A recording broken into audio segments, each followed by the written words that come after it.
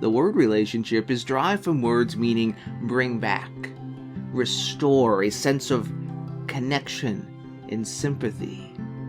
And interestingly, the origins of this word also refer to correspondence, report, the act of telling, perhaps pointing to the inherent value of communication in relationship with others.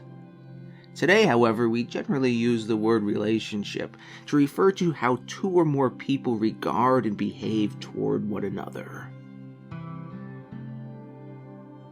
Humans are social creatures, and when we don't invest in high-value relationships with the people in our lives, we become more prone to stress, anxiety, depression, sickness, and injury. And yet, when you do invest in the time and effort to foster meaningful relationships with the important people in your life, you become empowered and encouraged with valuable social support to weather any storm and continue moving forward. The question becomes, how are you investing in the relationships with the important people in your life?